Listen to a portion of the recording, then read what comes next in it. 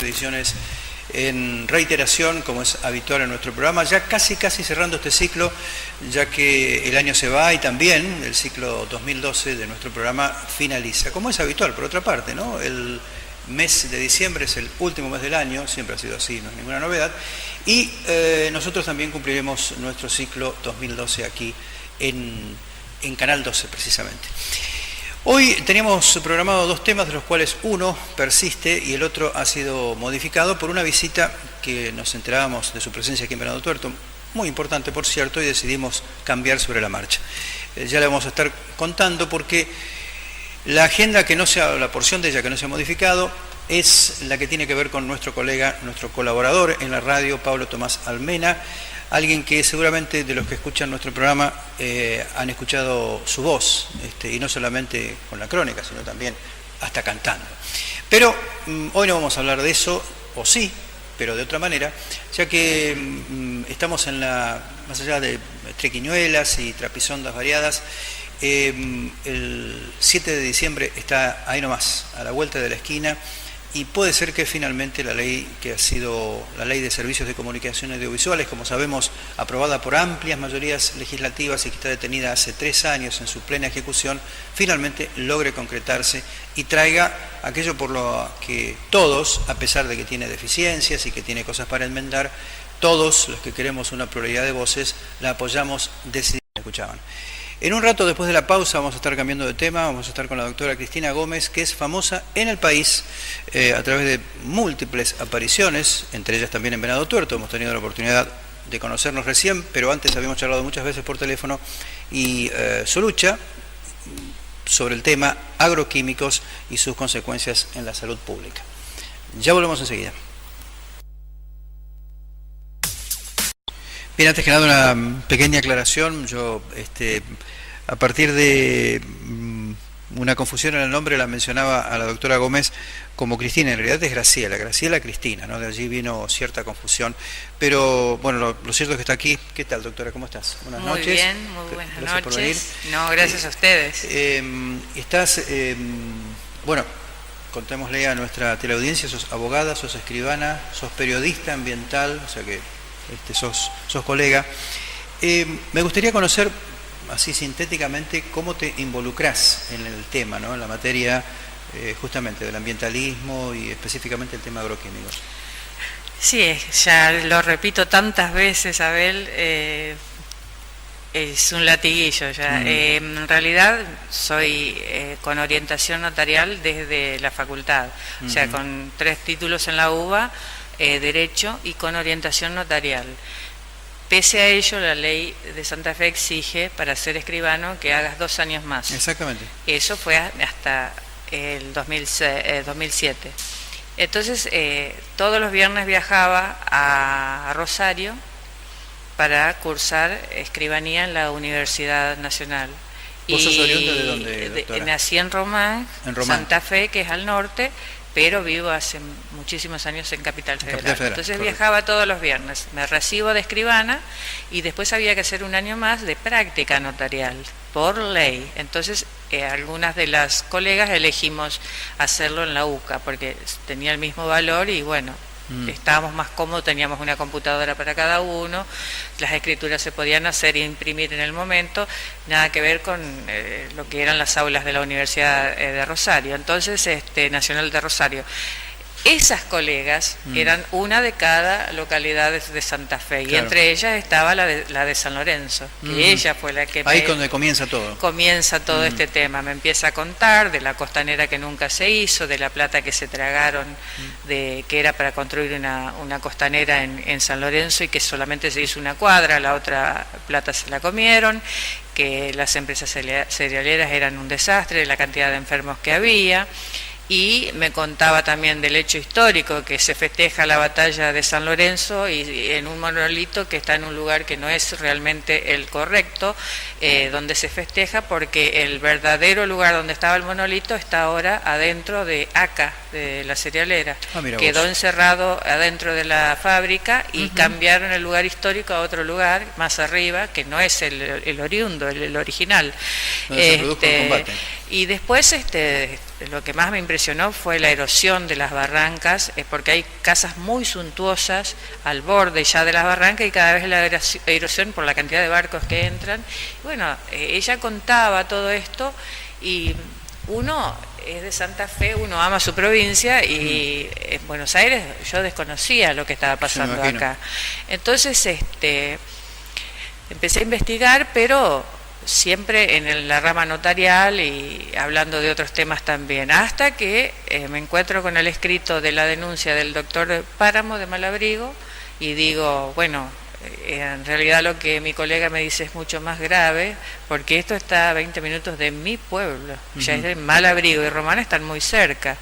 Y empecé a investigar sobre él, lo veía muy solo, denunciando que lo trataban de loco, y él hacía años que estaba denunciando, desde el 93, entonces no encajaba cómo podía ser que él decía que había 12 casos de malformaciones por año en Malabrigo, cuando él venía del Cuyen, porque él es oriundo de Santa Fe, no es de Malabrigo, y no veía tantos casos.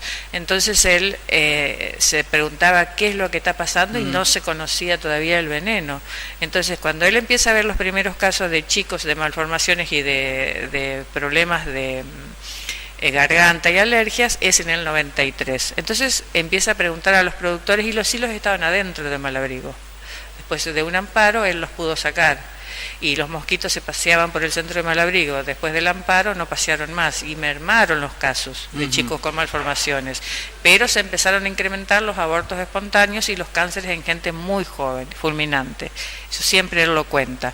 Entonces se empezó a preguntar qué usaban los productores y decían que era un producto nuevo que se estaba usando, que recién había salido y que se decía que era totalmente inocuo, que era lo último que había salido. Claro, ya estaban experimentando con el glifosato antes de la resolución 167 del 96 de Felipe Solá. Acá ya se había introducido el veneno. ¿Vos te referís a la de Felipe Solá en la provincia de Buenos Aires, cuando él es el que le abre las puertas, digamos? Él le abre las puertas al paquete tecnológico soja RR, que era soja RR más glifosato, pero en el 96. Pero esto ya lo estaban probando acá antes de aprobarse en el 93, hace 20 años casi. Y él no sabía. Entonces él decía, algo hay, porque no es normal esto. Entonces lo trataban de loco, lo combatieron muchísimo. Bueno, hasta que yo leo esa nota y me empecé a interiorizar más y a investigar y cada vez más y cada vez me metía más. Entonces me pareció que era que me gustaría hacerle un homenaje. Entonces hago una nota. Yo siempre escribí desde chica, siempre, pero no incursionaba tanto en el periodismo, porque no era mi idea era otra. Entonces empecé a investigar y yo quería homenajear a ese hombre que estaba. Entonces le puse a la nota, doctor, grítelo más fuerte. Entonces empiezo a contar en la nota lo que él dice y empiezo a investigar a Monsanto. La repercusión que tuvo esa nota, primero la editó el diario El Santafesino. De El Santafesino lo levanta un periódico de Uruguay. Y de Uruguay lo pasan a Estados Unidos, ahí lo traducen al inglés. Entonces yo no entendía por qué, porque decía, ¿por qué tanta implicancia? Claro, es una de las notas que detalla todos los desastres de Monsanto, porque yo hice como una cronología, pero era el sentido era homenajear a Páramo. No era tu objetivo, no era mi objetivo, la empresa, digamos, claro, sino homenajearlo al y médico. Bueno, y después empezaron a preguntar quién es esa doctora y quién es esa doctora, y yo cada vez empecé a escribir más y a denunciar más y a investigar más, y primero le escapaba a la prensa, no confiaba en la prensa porque no es, yo no era mediática ni para nada, y mi meta era otra. Pero después me empecé a animar, primero con las radios, y bueno, ya después las radios era continuamente salir en las radios a hablar del tema y cada vez a especializarte más, y cuando ya no me alcanzó la investigación nacional, empecé a traducir estudios científicos de todos los idiomas, a investigar y a comparar. Y por eso es que tengo la información que tengo en el blog, que no la encontrás en otros lados, pero es muchas horas de investigación y de traducción, no es fácil. Graciela, a Venado Tuerto en particular, no quiero dejar pasar esto, venís por un caso específico, ¿no es cierto? Sí, aquí quería conocer a la familia de Fernandito Cáceres, que ustedes saben que luchamos con los abuelos, que siempre por correo electrónico, por teléfono, miles de llamados, cartas, documentos a todas las instituciones que le negaban la historia clínica aún después de 4 años de que había fallecido, y yo no podía entender cómo se negaba una historia clínica cuando en el Garrahan vos la pedís, a los 20 días la tenés y gratis.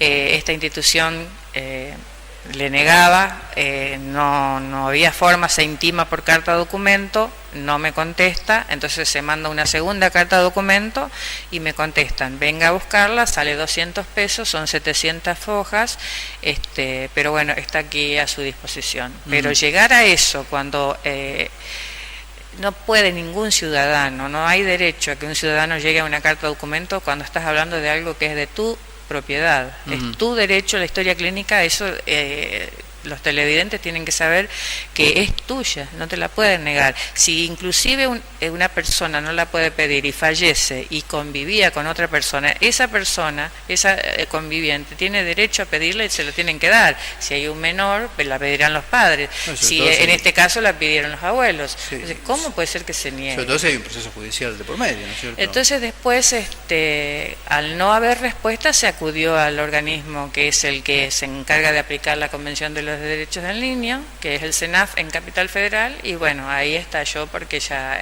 todos los medios empezaron a levantar el tema.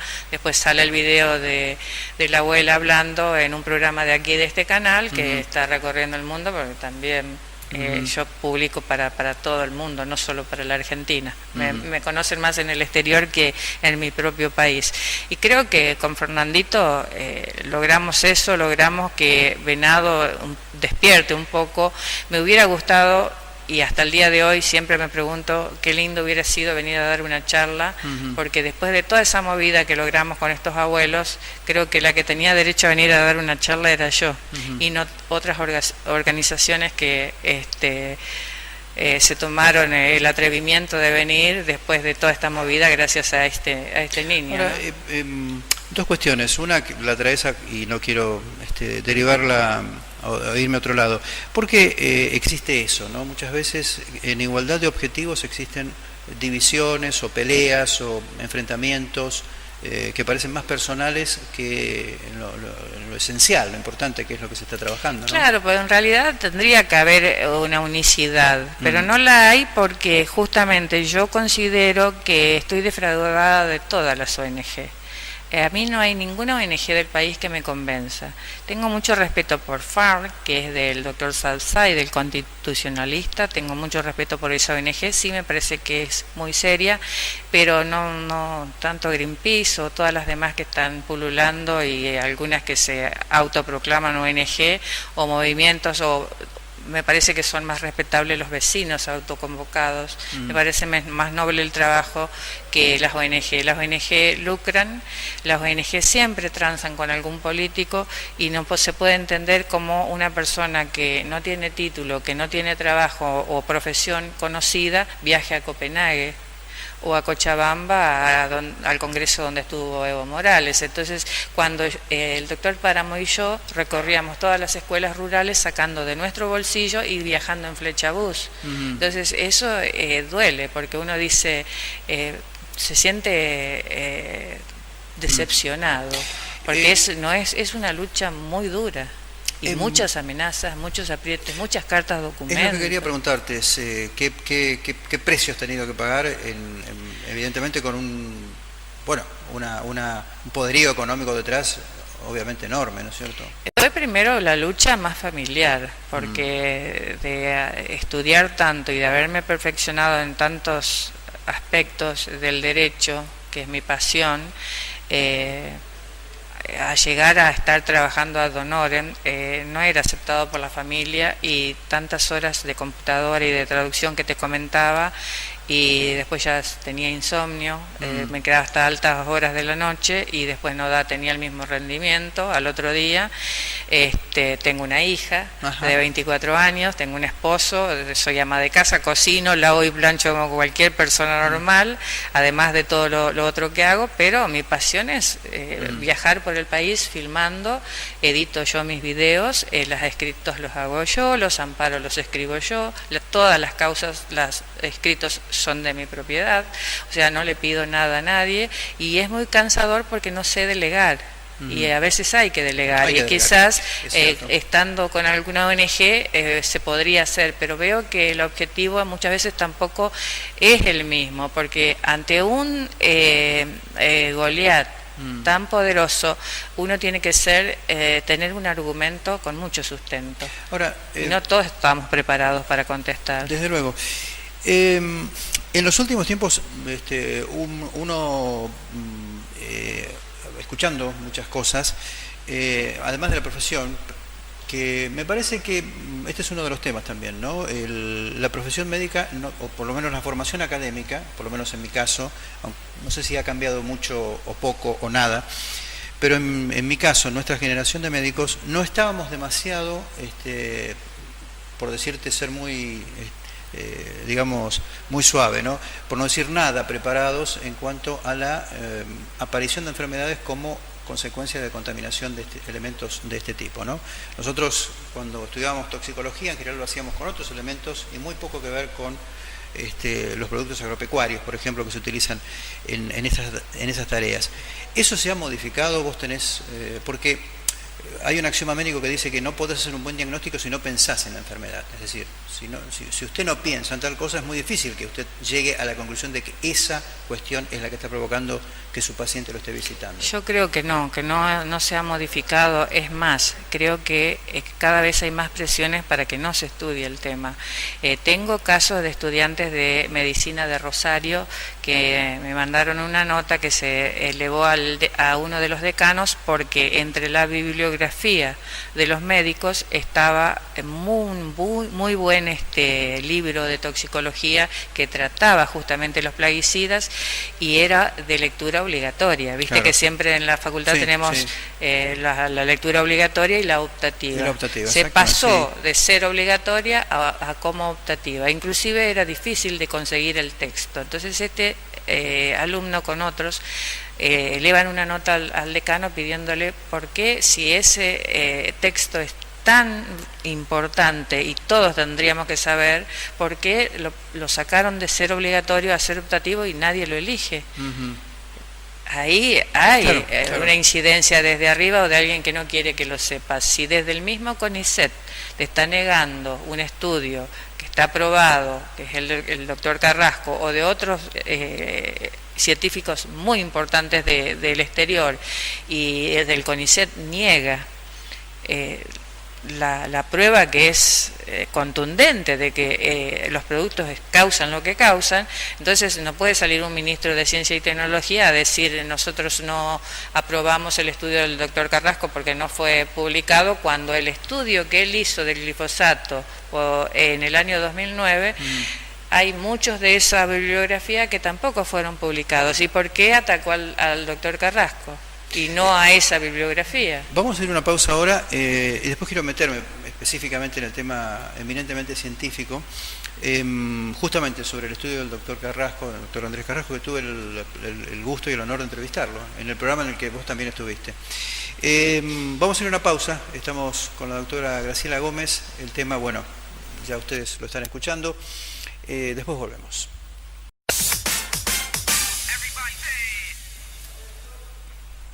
Muy bien, estamos con la doctora Graciela Gómez y quería preguntarte, doctora, agradeciéndote otra vez que estés aquí, uno habla con otras voces o escucha otras voces y que te dicen, bueno, no, por ejemplo, recientemente hubo un estudio europeo que afirma que el glifosato, no dice que es inocuo, pero dice que trabajado de manera correcta, de manera como debe hacerse, prácticamente no debemos temer nada, siempre y cuando, bueno, se siga ese requisito.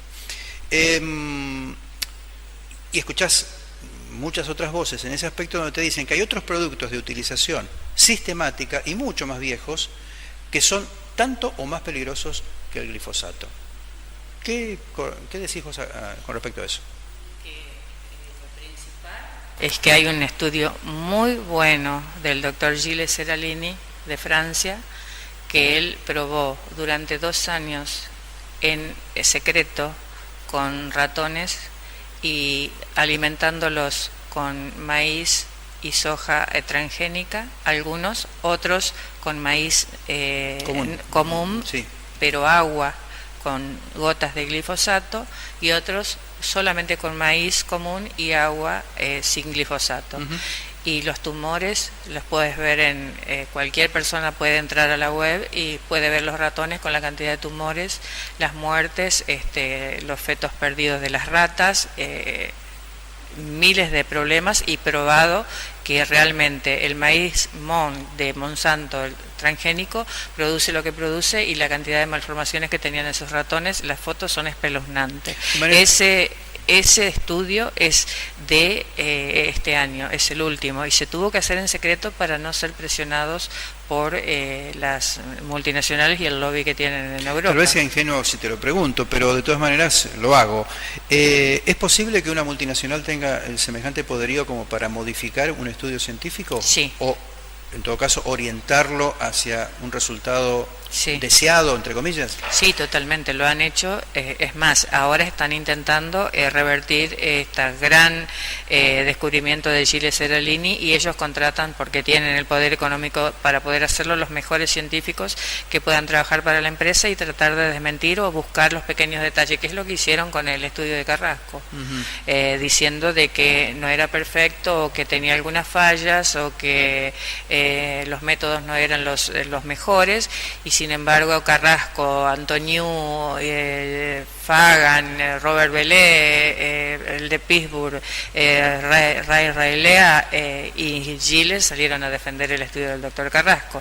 Ahora, ¿cómo puede ser que aquí en Argentina se lo haya atacado tanto cuando el estudio de él no fue tomado en ese estudio presentado sobre el glifosato por el CONICET en el 2009, y sin embargo en toda la bibliografía nombran 34 veces a una consultora que se llama William & William, que justamente es la consultora de Monsanto, y toda esa otra bibliografía, porque hay que decirle a la gente y a los estudiantes, hay 2 bibliografías, no se queden con una, ustedes tienen que mirar la otra, hay 2 bibliografías, y esa otra bibliografía no está en ese estudio del 2009, y sí está gran parte en el estudio después de acá, de la Universidad del Litoral, que fue por el fallo San Jorge, ahí sí está.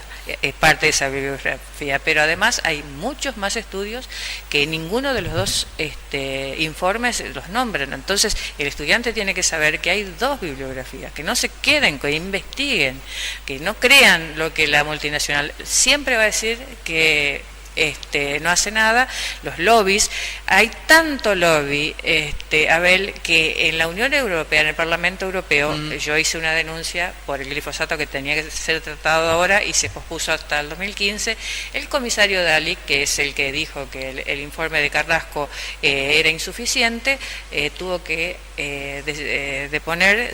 tuvo que renunciar a su cargo por corrupción, por un tabaco que es sueco, y él utilizó sus influencias para que se pueda. O sea, si vos me preguntás, ¿hay lobby? Hay mucho lobby. Entonces, alrededor del Parlamento Europeo, todas las multinacionales alquilan las mejores oficinas, que son las más caras, y se supone que por cada parlamentario europeo hay 6 lobistas.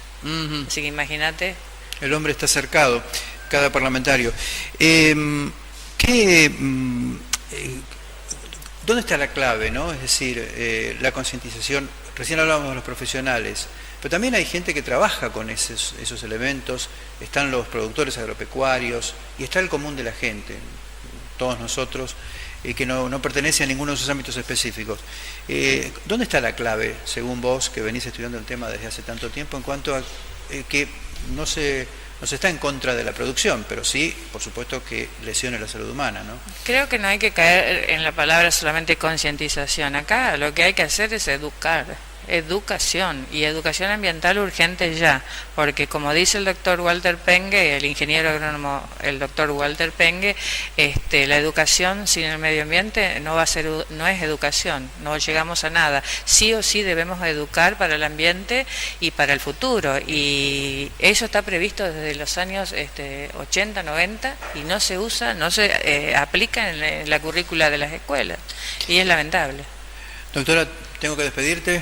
Vos sos periodista también y sabés que los tiempos inexorablemente nos marcan nuestros espacios. Te agradezco mucho que hayas venido. Además, quiero decirles a ustedes que hubiéramos, de haberlo sabido, hubiéramos preparado algunas imágenes, pero fue tan repentina la cosa, esta tarde nos enteramos, gracias a la gentileza de Norma Barberis, que nos llamó para decirnos, que hoy pudo estar la doctora Gómez con nosotros. Gracias otra vez.